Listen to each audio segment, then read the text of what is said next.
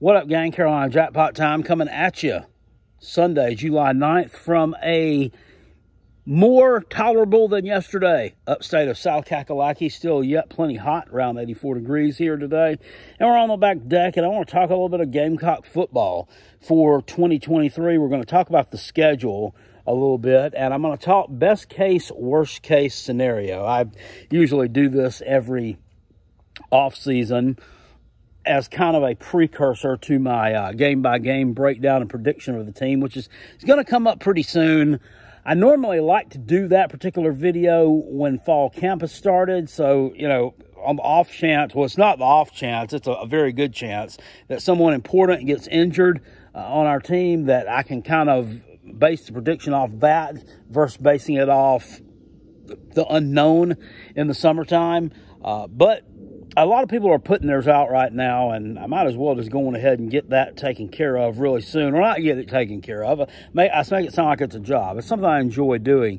But we're going to talk about the schedule this year. 12-game slate, and it's rated by Phil Steele and rated by just a lot of folks out there in sports media as the second toughest, somewhere between the 2nd and the 10th. Phil Steele has it rated the 2nd toughest in the country. He has the Florida Gators schedule rated at number 1 toughest. Theirs is probably a little bit tougher than the Gamecocks based on the fact that they play a road opener at Utah, which is expected to be a probably 2nd place to 4th place maybe team out in the Pac-12. So let's jump into this real quick. We're going to talk worst case scenario first, and many factors can lead to that. First of all, and most concerning to me right now, is the offensive line at South Carolina. A lot of people are concerned about the running game as well. I'm not as concerned about the running game as some people are. They've put Dak Joyner back there. He's bulked up to 225 pounds. This guy, he runs hard.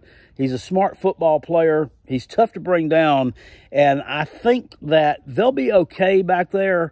They've got a freshman coming in, Braswell, who's expected to be able to do some good things. And I still think that Mario Anderson Jr., the transfer from Newberry College, who led Division II in rushing for 2 years in a row, still has some stuff to show. It wasn't real impressive in the spring game, but you got to look at it. I mean, he's been there for a couple of months.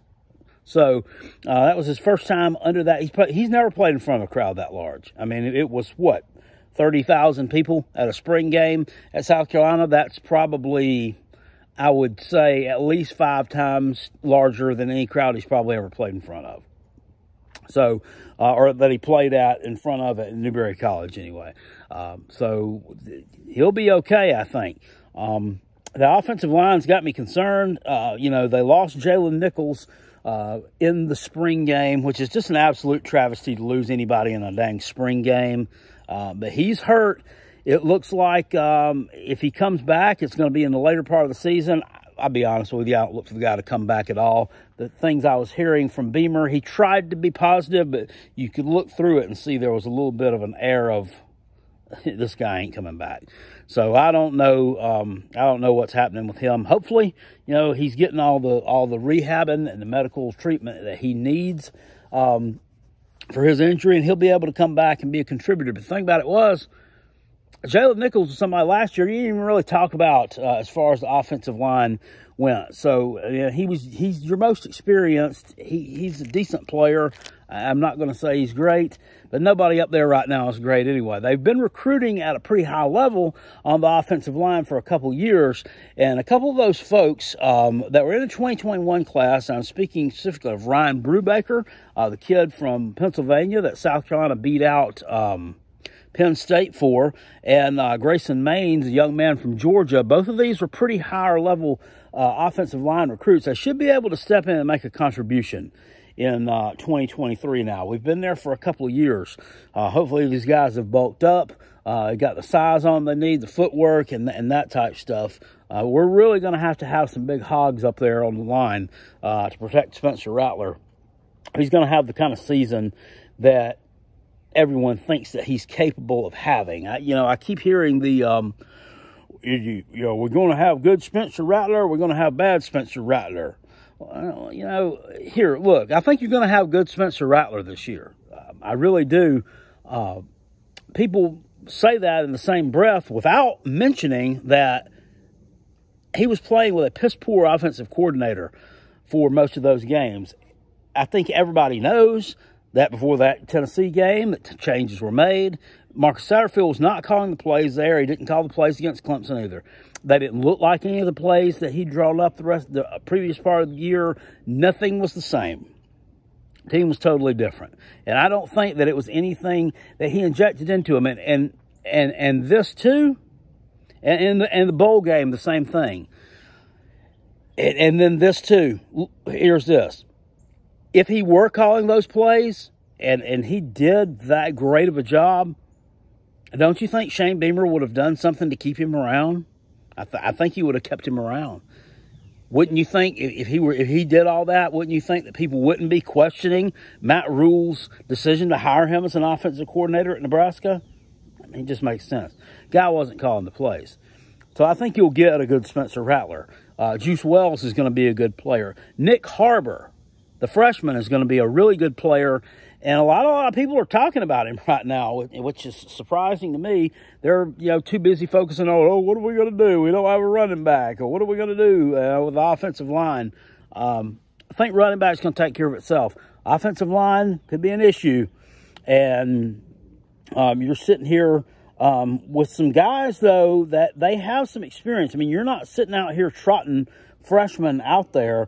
Ja'Kai Moore's a junior. Vershawn Lee's a junior. These guys have been around for a while. So Trey Jones, another guy who has played sparingly. If you might remember him most as the guy who caught a touchdown pass in the game against Auburn in 2021. They had him out of a tight end formation, and when they showed the replay of it, it looked like his big ass was just coming through your TV screen when he caught that pass. And took it in for a touchdown. He's out of Abbeville, South Kakalaki, down not too far from here. So looking at the schedule, you open up with North Carolina and Charlotte, and we're talking about worst case here. You drop that game. Drake May throws for 350, 400 yards on you. Kind of exposes a very talented, but young secondary that may have not gelled at this point. And you drop that ball game by 14 points. It's possible that could happen. 14, 21 points. That sets the season off on a bad note. Furman comes to town next week. Worst case scenario, I don't think there's any way you lose to Furman. Now, this is a team that made it to the FCS playoffs last year for the first time in a few years. And they made it to the second round, had a kind of a shootout game with Incarnate Word, and lost it. I think it was 41-38. Incarnate Word was a team, I think they went on to compete for the national championship. Or maybe they were in the Final Four. At any rate, Furman's got an experienced quarterback coming back, got a good coach, and they also have a strong running game. South Carolina's had some trouble stopping the run. So I think worst case scenario, you win this game by like 10 to 14 points. And don't look real impressive doing it, but you still get by Furman. Third game at Georgia, I think worst case scenario is you lose the game by 40 points. Just like you did last year, and it's embarrassing. Only thing is, here, everybody's not going to leave at halftime if you're getting blown out. They're going to stay around to rag the hell out of you. With that's going out, everybody's like, I can't believe the Georgia series is over with. We're not going to play them every year anymore. Well, I mean, maybe, maybe not. The 2024 and on schedules, or 2024 has been decided. Excuse me. On from that has not been decided yet. That there's still talks about that, how they're going to do it, a 3-6-2 format, or how they're going to a 3-6 format. I think if you're going to have three permanent rivals, it's not been decided yet that that's not going to be one of South Carolina's permanent rivals. So just stop. South Carolina likes playing them every year. I think that South Carolina likes having that tough game on the schedule. South Carolina likes having another rival besides Clemson. I think South Carolina's tired of Clemson, to be honest with you, as a rival. And not that we're not going to play them every year. I just think that it gets old every year. That's the same thing. You don't have anybody in your conference to be a rival with every year with a lot on the line. It's like part of being in the SEC is having some kind of storied tradition, and part of storied traditions are rivalries. And they feel like they need Georgia because they need that. They need to have that team as a rival. You know, nobody else really borders on South Carolina. And a border is, you know, one of the more defining, aspects of having a rival is proximity and closeness. You know, Tennessee is not that far away, but still Georgia will always be a bigger rival to South Carolina than Tennessee, just in my humble opinion. So you drop that game by a lot. And this sends you into kind of a tailspin because the schedule doesn't get any tougher. Mississippi State at home is a losable game. Coming in with a new head coach, Zach Arnett, a little bit of a new offensive philosophy. However, Will Rogers is still a good quarterback who put up a lot of good numbers last year in an air raid system. Can he do something similar, or can he put up good numbers in a pro-style system? What are good pro-style system numbers? We'll see. They also have, I believe his name is Jarquavius Marks, kind of an underrated running back, and that's someone I could see the Gamecocks having problems with. So that's definitely a losable game there. You could drop to 1-3 on the season. On the road at Tennessee, that's a losable game as well. Obviously, they have revenge on their mind. They have this game circled more than anything else. You know, here's my thing about it. Look, you can have it circled all you want to. It's not like South Carolina went out there and you know, just purposely, I don't know, just purposely aimed for you. And South Carolina had a coming out party. You didn't play well, and you got beat. That could have happened to you against any team. So you can be pissed at South Carolina all you want to for ruining your season. The fact of the matter is, you did it to yourselves. You absolutely did it to yourselves. And any excuse in the world of the Vol fans, I saw it all over Twitter, from 1 day to 2 weeks after that game. They were so salty about it. The South Carolina people dumped sand on the field to slow down Jalen Hyatt, Sarah Tillman. Our offense and our defense were fighting each other. You know, we didn't have Tim Banks. He didn't make the trip. Jeremy Banks, excuse me. Jeremy Banks is a player. Tim Banks is a coach. Tim stinks. He's still not any good. So I mean, that does not a 25-point difference count for. Nobody dumped sand on the field. All that was just dumb talk. It was really just stupid gibberish. But they got this game circled, and you don't play well, and you go up there with a less than in the tank as far as confidence, and you could get beat by 40 points there easily. That could get away from you quick. You got an off week, but then you come home and take on Florida for homecoming. I got to tell you, even in a worst-case scenario, South Carolina losing this game. If you start out 1-4 against these teams, you're going to have a bounce back somewhere. And I think that after an off week and you're playing Florida, they're not going to be good this year. Graham Mertz was not a good quarterback in the Big Ten. He's going to be facing tougher defenses here in the SEC. He already, by that point, and let me just refer to something else here. I don't have a laptop or anything in front of me, so I got to flip some pages. By that point, he already will have faced Utah and Tennessee, Kentucky, and Vandy out of the SEC. So he could be a little bit beat up. Confidence could be a little bit hurt. And they may have inserted Jack Miller in as the quarterback. We saw him play last year in the bowl game against Oregon State, and he's not very good at all. I don't think that this game, I don't see a way that you lose this game. Yes, I know what happened last year. Rob Sanders, my podcast partner, likes to talk about fluke wins, fluke losses. I think that was a fluke. I don't think that would happen again. If you played it 10 times over, South Carolina wins this game at home, best case or worst case scenario. I am kind of with the crowd on this one in that thinking Florida's not going to be very good. The next week you go on the road to Mizzou. Definitely a losable game. they've had your number now. You haven't won a game against them since 2018, and many Mizzou fans cry about that one and argue about it. The clock operator and the SEC officials were in cahoots to make sure that the Gamecocks won that game. If anybody remembers anything about that one, there was just a torrential rainstorm during that game that knocked out the scoreboard, and they had to keep time on the field for a majority of the second half of that game. Mizzou had gotten out, I think, to a 14-0 lead. That's when they had old, Larry Roundtree there, and he was just absolutely running the ball down the Gamecocks' throats. They came out the second half and started playing better. Ended up coming back, winning that ball game as time expired there. Parker White nailed a, I think it was about a 40-yard field goal into, if I remember, a bunch of empty stands. And we won that ball game, but that one was definitely a losable game. That was notable. That was the only game that Michael Scarnecchia ever started for South Carolina at quarterback, and he played the entire game. Played like a pretty basic game plan, and it worked. So, yeah, that was the last time we've beaten them. South Carolina thinks they're better than Missouri. They should be better than Missouri. They have more talent on the roster than what Missouri has. I think, personally, they have better coaching than what Mizzou has. It just has not come to fruit.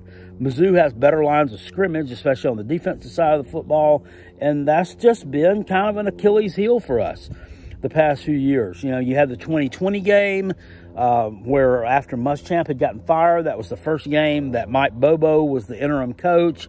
You know, just a lot of things that went wrong. Last year was just an unexplainable game in which South Carolina could play very poorly and did nothing correct against Missouri, especially on the offensive side of the football. That's a losable game on the road. South Carolina's not played well there. I think South Carolina has won one time. No, we've won 2 times at Mizzou since we've been playing, and we won in 2013, and which was a very, very good Mizzou team. And it turned around in 2017 and won a game there on the road as well. Debo Samuel took a kickback for a touchdown in that one. But that 2013 game, if you like, in my probably top 5 of South Carolina ball games, I would sit back and go back and rewatch on YouTube. That would be it. And people would be like, well, you want to watch that for us? A game against Missouri. Dude, the performance that Connor Shaw put on in the second half of that game to bring the team back from the deficit that they were at, and then his performance in that overtime, the performance by the offensive line, Bruce Ellington coming up with a clutch grab, that one was one for the books for real. I bet it's a losable game. The game at Texas A&M the next week, let's say you go in, you're a little beat up, banged up there, you lose that game. You know, definitely last year, South Carolina kind of shot out and got in front of Texas A&M. They jumped on them with both feet early, but the second half of that, or really from the second quarter on in that game, I think South Carolina played particularly well. And I said some stuff about that on Twitter last year, and everybody's like, Mo Good, does anything make you happy about it? And I'm like, no. It really doesn't. I mean, they didn't play a complete game. I mean, we took a kickback for a touchdown to open the game up. Xavier Leggett took it back and scored with it. That gave us the momentum, and many times you will see a team's ride a big special teams play to a victory. Sometimes a victory that they don't deserve. I'm not going to say on that night it was necessarily a victory we didn't deserve, but special teams can flip a lot of things for you. The thing about special teams is they're not givens. I mean, it's not like having an offensive line that's got a bunch of hogs on it that are going to go out there and move the ball every possession. You know, and they're going to give you good, solid pass protection 90% of the time. It's not like having a really good defensive line with defensive ends who can come up and stop the run. It's not that. It's more of like a game of chance, and you can be good at it or you can be poor at it. South Carolina's really good at it. Phil Steele ranks them this year as his #1 special teams unit overall, but you can't rely on that all the time to give you momentum and win ball games. You just can't. It's kind of like Tennessee with the gimmick offense in a weird sort of way. Jacksonville State, At home the next week, again, I don't think you lose to Jacksonville State under any circumstances. They have just moved up to FBS this season. Fun fact, old Rich Rodriguez is their head coach. He was there last year. However, they were 9-2 last year. So they move up. I believe they're going to be in the, they're in the Fun Belt with Sam Houston State, who also moved up from FCS. The Bearcats, spelled with a K, Bearcats. Sam Houston State. This is the Gamecocks of Jacksonville State. I don't know anything about them other than the fact they're 9-2. They have a pretty good quarterback from what I've seen. I think South Carolina beats them either in the worst case scenario or the best case of scenarios. That there's no way you lose to Jacksonville State. You got Vandy at home the next week. Worst case scenario here is you lose. Vanderbilt has not beaten South Carolina since 2008. I'm not going to go back and say. I think that's 13 years in a row that we've beaten them. They're going to beat South Carolina at some point in time. It could be this year. If you're having a down season and things are not going your way, it's a losable ball game. They've been making improvements under Clark Lee in the 2 years that he's been there. I was a big Derek Mason fan, and I said it was kind of an injustice that he got fired. Should have been given a little bit more time at Vandy. But the more and more I see it, the more and more I can see why that Clark Lee may have that program headed in a better direction over the long term than what Mason had it headed in. South Carolina, 13 straight meetings, a 28-4 series edge. So worst case scenario, though, is you lose. It is a home game, and it would be very, very unlikely. When Vanderbilt snaps the string against South Carolina, I think it'll be in Nashville, not in Columbia. But since we're talking worst case, there's a loss. Here's another loss coming your way the next week. A big L at home against Kentucky. It's not unfathomable that South Carolina could get cooked by Kentucky's run game. We didn't see that last year with the offensive coordinator they had out there, Rich Scangarello.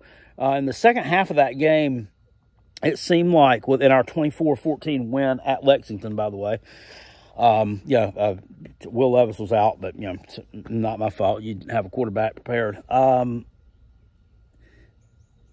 It was almost like Benny Snell, so it's kind of random similar, that Rodriguez didn't touch the ball a lot in the second half. He was running the ball down our throats pretty well in the first half, just like any running back with a pulse did last year on any team.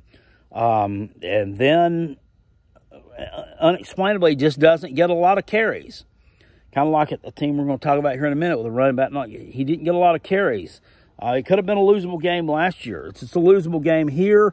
Kentucky brings in Ray Davis from Vanderbilt as a transfer. I was actually at the game last year against Vanderbilt, and I will tell you, Ray Davis wore South Carolina out on the ground. They just didn't have enough depth at the other positions, especially on defense, to take full advantage of it and win the ball game. But he definitely put on a really good performance. They have him. They have the guy from NC State whose name I can't pronounce. South Carolina tried to get him. Weren't able to get him. I think having Montario Hardesty as a running back coach has a little something to do with that. For some reason, I think guys just don't want to play for him. This is the running back coach that played for Tennessee. Doesn't have anything to do with him being a Tennessee Vol or not. He could have been a Maine Black Bear. It doesn't matter. To me, there's some reason why you wouldn't want to come here with the potential to be the #1 featured back instead of you want to go to Kentucky and be the backup. I don't really get that. And then at the game against Clemson at home the next week, once again, a loss. I could see Will Shipley, who also last year didn't get enough touches in the second half of that ball game to get them a victory. I think had he done that, I think they would have won the ball game. It was just South Carolina's day that day for they to face a dumb offensive coordinator, and I don't think that that they was utilized properly in the second half of that ball game. They kept going to the air with the ukulele when it was obvious going to the air. It's not his strong suit. So I just didn't understand that. But they're going to come in there with revenge on their minds this year. And that's definitely a losable ball game. This is a team that, let's face it, at that point in the season, they could come in undefeated. If everything goes right for them. They got a lot of talent on both sides of the ball. They have a new offensive coordinator who, whether you listen to my crazy gibberish yesterday or not, is a good coach. He's a talented offensive mind. He comes from a family of, really good offensive minds. Well, I say family, his brother's a good one. I definitely see that as a losable game. And you don't play well. They have a really good defense, probably one of the top 5 in the country this year.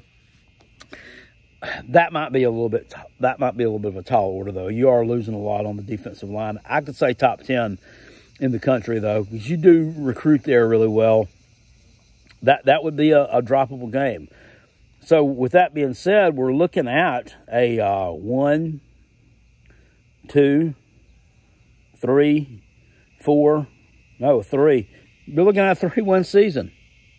You're looking at wins over Charlotte, or over Furman, over Florida, and over Jacksonville State, and going 3-9. Would Shane Beamer be on the hot seat if that happened? Yeah, you better believe it. It doesn't matter, how well you're liked. That happens. You do that. Especially with a quarterback that has a lot of talent coming back. You're definitely going to be placed on the hot seat. You're going to get fired over it? No. But that's worst case scenario, and that's I'm talking 5% chance something like that happens. Let's talk best case scenario real quick, and then you face off against North Carolina and Charlotte, our home away from home. You beat them. It's a winnable game. North Carolina's defense is not good. I can see Spencer Rattler and Juice Wells having a field day in that game. I could see Nick Harbor, maybe not particularly having a coming out party in that game since he is a true freshman. Your very first game out, I don't see him having a huge breakout game, but it's definitely the kind of defense you could have a breakout game against, although I think that's more likely to come later in the season. But South Carolina beats UNC the next week. You come home against Furman. I don't think in any circumstance, whether you're playing best case football or worst case football, I don't think South Carolina is just going to steamroll Furman. I think a best case scenario is you put up a lot of points and you beat them like 45-17. Because I think South Carolina is going to give up some points to Furman. With their running game, with the experience they have, they're a good FCS team. Last year they played South Carolina State, who is a decent FCS team, but they play on a much lower level than what Furman does. They play in the MEAC, which is really like the group of 5 kind of the FCS. Furman plays in the Southern Conference, which is one of your big boy conferences in FCS. I don't think you're going to just absolutely go out there and take them to the woodshed, either best case or worst case scenario. Just a spoiler alert. Georgia on the road the next week. Look, this is going to be tough. I think even best case scenario, I think you lose this game, and I think you lose it by 14 to 17 points. That's even playing your A game, and that's them playing their C game.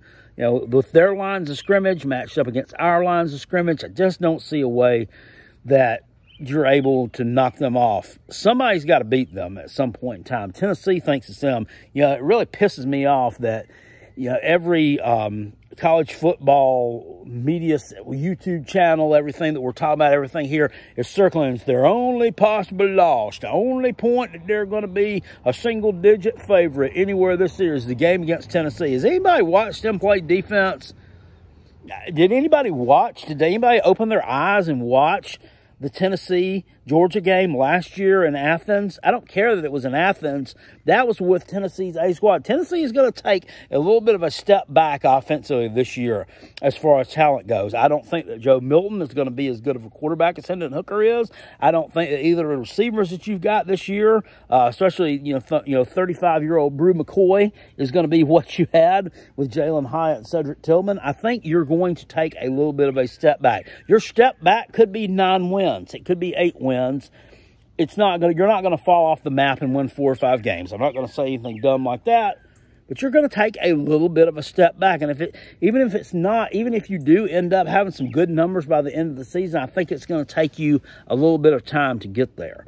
So that's why it really pisses me off. South Carolina doesn't get a lot of respect, but hey, you could have gotten some respect last year by not losing 48-7 to them.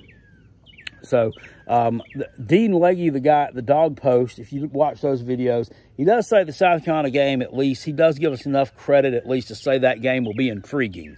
So you should go check out his videos. He hasn't really talked about that game yet or broken it down, but I expect some good stuff from old Dean, old Jimmy Dean. Mississippi State at home the next week. Look, you beat them. Installing a new offense, new head coach. Start stopping the run a little bit. Jarquavius Marks rushes for less than 100 yards. You beat Mississippi State at home by at least a touchdown. I think it's going to be a tough game either way. I mean, this is not a team that's just going to come in there and roll over. Both teams are, you're really unfamiliar with each other. Despite the fact that, we're in the age of you can, pull up anything and watch clips of anything that you want to in just a couple of seconds. It's not like playing them on the field. South Carolina doesn't have the familiarity with Mississippi State as they do with a Mizzou or as they do with a Texas A&M. Likewise, Mississippi State doesn't have the familiarity with the Gamecocks the way they do with an Auburn or the way they do with a Kentucky, because they see each other every year. That's kind of why I'm looking a little bit forward to maybe some jumbled up schedules in the future. Just experience with playing each other shouldn't give teams like an Alabama or a Georgia to some degree, just a gravy train walk through their schedule every season. But you beat them. The next week on the road at Tennessee. Oh, look, and I'm not trying to put my predictions out there right now. I don't think, even if South Carolina plays a really good game, I just don't think this is a real good spot. I don't think it's a real winnable game. I put it at less than 10% right now. And it's not so much what happened last year and the revenge thing. Revenge is overrated, by the way, in Las Vegas. And these guys that do this stuff for a living will tell you that. Some of my follows on Twitter, Brian Edwards, Teddy_covers from Wager Talk. A lot of these folks will just talk about how overrated revenge is as a factor in a lot of these games. I don't see this as a real good spot, whether we're playing really well or whether we're not. They do have some offensive firepower, and you showed last year that you gave up some points to them. You gave up some yardage. So best case scenario, I think that this is a close loss for South Carolina, and you're still sitting here with a 3-2 record at this point. You take an off week, you come home against Florida, take care of business against them, beat them by 17 to 21 points. As I mentioned earlier, in the worst case part, I don't think that Florida is going to be very good this year, and I take South Carolina. Kind of takes full advantage of that, and maybe this is the game where we talked about Nicholas Harbor having a coming out party. Maybe it happens here. This is a revenge spot as well. South Carolina didn't play well against them. We need to get revenge against ourselves, honestly, though, for the way that we played in that game. It wasn't anything that Florida did to us. It was what we did not do in that game. That was just a very poor performance on all levels, from the press box and the coaching staff to the sidelines, all the way out to the field. Same with the next week at Missouri. You finally break that streak and you beat them. Mizzou, I think South Carolina's coaching staff is much better than what Mizzou's is. I think that Mizzou does have some decent, look at me talking like Dusty Rhodes here, some decent athletes over on the offensive side of the ball, and their defense has been surprisingly salty for the majority of the time that South Carolina's been playing them. I just think the talent edge takes over here, and South Carolina gets out there and they win that football game. I think Spencer Rattler can be able to burn that secondary a little bit. And you look at their schedule, excuse me, the only, their schedule coming into this game versus South Carolina's schedule coming into this game is ridiculous. Guys, here's their schedule coming into this game before they play South Carolina. Now, granted, South Carolina does have a bye week before Mizzou does. Mizzou doesn't have a bye week leading up to this game. Their bye week will be after they play us. South Dakota on a Thursday night at home. Middle Tennessee the next week at home. Home game against Kansas State the next week. They kind of got thumped by them last year. A neutral site game, if you can call it that, in St. Louis against Memphis. The Dome of America's Center. And why? You know, if this was something like a big rivalry or something that happens every year, like a cocktail party, the Red River Shootout, or even the Texas A&M Arkansas game, for God's sake, I could see playing a neutral. But Memphis and Mizzou playing in St. Louis, that's just dumb. Come on. And then after that, we're at Vanderbilt. You do play LSU at home the next week. Your first 1, 2, 3, 4, 5. 5 out of their first 6 games are at home. They do have to go on the road to play Vanderbilt. They should win that one. Then they play at Kentucky the week before they play South Carolina. So I'm thinking they get beat at Kentucky and they come into this one, you know, kind of hungry for a victory, but also kind of tired because you've played 7 games in a row, no, 8 games already, albeit against some pretty weak competition for at least 5 out of those 8 games. I think South Carolina wins that game, best case scenario. The next week, you go on the road at Texas A&M, and I say you beat them. I'm not going to say this is an unwinnable game. They've still got a lot to prove out there. Jimbo Fisher made some just... If every decision that he made last year was bad, Pete put a video out yesterday talking about stepping on a rake. He stepped on rakes all year long, either with his mouth or with his coaching. It was just a horrible season for them last year, and they still finished 5-7 and won a game against LSU and still almost upset Alabama in Tuscaloosa. So who knows, but you know, if this Bobby Petrino experiment doesn't work out the way that it's supposed to, if these two are like 2 babies fighting over the same bottle, those offensive play caller duties, he doesn't like what he's doing. He's not willing to give total control of it to Petrino, or Petrino does get total control of it and start screwing some stuff up, and Fisher wants to, you know, step in. I can see that kind of imploding there because they're just 2 personalities I could see that would clash. So I think best case scenario, you go out there and beat them. Someone talked about South Carolina playing at Texas A&M. You haven't played very well there. Well, that's not totally true. South Carolina's played Texas A&M since 2014. And in 2015 and 2017, South Carolina covered the spread in 2015. Was a couple of games after Steve Spurrier had quit. South Carolina went out there and played really well offensively. They moved the ball. That was with old Perry Orth.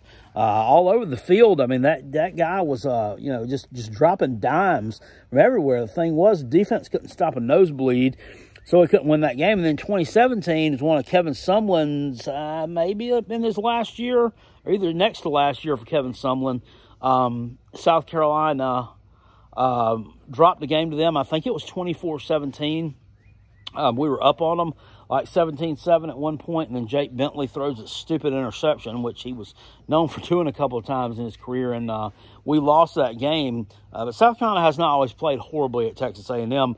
In 2019, we went out there. We lost the game 30-6, but a lot of people won't talk about that game was 13-6 with 10 minutes left in the ball game, and guess what happens? We threw an interception. It was either we threw an interception that got returned for a touchdown, or somebody broke a long run for like a 90-yard touchdown. I believe it was was it A-Chain, or was it the kid before him? I can't remember right now. I think Brian Edwards played pretty well in that game. And South Carolina, you know, they lost, but it wasn't it was a horrible 10 minutes. It wasn't a particularly horrible ball game. And in 2021, they did kind of get beat up really bad at Texas A&M. So you win that one. Say you come home the next week, you take on Jacksonville State, you take care of business against them. The next week you come home, you take on Kentucky, take care of business against them. It's just very doable. You know, Spencer Rattler had a pretty good game against them last year. I could see it definitely happening again. Jalen Brooks for the Gamecocks had some big plays in that game, and I'm not going to say that, you know, Jalen Brooks was irreplaceable. Jalen Brooks had some good plays against Clemson, too. He ran some nice reverses against Clemson, and that's someone South Carolina is going to miss that nobody's really talking about not being back here in 2023. But, you know, I kind of wish we'd gotten some more of Jalen. He kind of got a little bit of off-the-field trouble, too, that has maybe hampered his career a little bit at South Carolina. You know, kind of went missing for a little while. And I'm not going to get into any of that because a lot of it's speculation. But, you know, someone that will be missed at South Carolina. So, next week, you take on Clemson at home. You win. You know, I've talked a lot about them, and while I do think they will be better offensively, I think the key is they don't have a top 2 or 3 defense this year. They're not going to, because of the defensive line ushering in a lot of new individuals. A lot of individuals have played a lot. I think that's where some teams are going to be able. I think some teams are going to be able to run the ball against Clemson a little better this year. The secondary has to be better than what it was last year. It was pretty bad, but I think they were in the 70s. Their secondary was, as far as giving up yardage. Let's say that you know, you end up in the 70s again. Or let's say you improve some, but yet you end up into the 50s. Well, Spencer Rattler and Juice Wells are a pretty formidable combo. You can combine with the Nick Harbor, who's going to have a lot of ball behind him by this point in the season. Marion Brown, Xavier Leggett, some guys here. I could see South Carolina stretching Clemson's defense a good bit here. I do think some teams are going to have the ball, success running the ball against Clemson. Whether or not South Carolina is going to have that success, I don't know at this point. But we're going to see. So with that being said, that best case scenario is a 10-2 season. That's the losses at Georgia and at Tennessee and wins in the rest of these ball games. Now, how confident am I that this happens? And I'm about 5% confidence this happens. Maybe 4%. I talked about that other one being with 5% confidence that the 3-9 terrible season happened. Yeah. South Carolina, at some point on this schedule, and you've heard me say this many times over, they're going to lose a ball game to someone that they should not be losing it to. It's going to happen. Mark it down. They're going to, even if they have a good 8-4 season, something like that, they're going to lose a ball game to someone that they shouldn't lose a ball game to. On the flip side, they're going to win one against somebody that they shouldn't beat as well. It happens almost every year like that. Except for the 2020, I'd say, COVID year, which was just a mess all the way around. You're talking about 2019. You know, you beat Georgia on the road. I mean, when they were ranked, like, what, number 2 or 3? Man, who thought that was going to happen? Right? I mean, you win that game, but you know, you lose to a terrible Mizzou team, or you lost to App State. God, I mean, 2021, we sit here, we blow out Auburn, who was a ranked team. We blow out Florida, who was a ranked team, and, you know, albeit they kind of fell apart after that, but they were 21-point favorite. They're 21-point favorite. You're winning those games, but once again, you're losing to Mizzou. You're almost losing to East Carolina. I mean, it's just uncanny. The 10-2 season would be really nice. I don't like saying a loss to Tennessee is almost probable because it's just a team I don't like, and I think I've explained why. You know, I would honestly take a loss to Georgia and a loss at Texas A&M much more than I would love to have that back. and take a win at Tennessee just to give them another dagger to chew on for a year or so until we play them again. But 10-2 regular season, and that would put South Carolina in position with 2 SEC losses. I don't know that that puts you in position for a New Year's Six bowl, but it might, with given the fact that Clemson would probably be a pretty highly ranked team at that point, and we're talking about beating them. And if you beat North Carolina and then they go on to have a pretty good season, let's say they win 9-10 games, that's going to be a huge win for you. Say Texas A&M's having a pretty good season. Say they're having an 8-win season or so. And same with Kentucky, but you're able to knock those teams off. That'll strengthen things up more towards you getting a New Year's Six game if you finish up 10-2. If not, you'll be headed to Tampa or wherever to play in the former Outback Bowl, or you'll be headed somewhere. But it'll definitely be a better bowl game than South Carolina has been in many years. So that's about all I got to say, guys, at this point. This video has gotten extremely long, and it probably bored some of you to death by this point, but maybe you're still hanging on and you're interested. Yeah, so, or if you fast forward to this point, let me know. Tell me what you think South Carolina's best case, worst case scenario is, and in no way am I predicting these games out. That'll come later on this month, maybe the 1st of August, but we will have a game-by-game prediction and breakdown, talk about the players, who's coming back, who's gone, and all the stuff in between.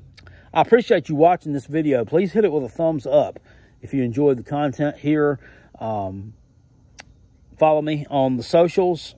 We're here at Carolina Jackpot, over on Twitter at Hall_Kale, and then you can also see me with some short videos from time to time at Carolina Jackpot over on TikTok. You don't stop. I'll see you all later. Thanks for watching. Appreciate it. Peace. I'm out of here. Go Gamecocks. Be too loud, but woo.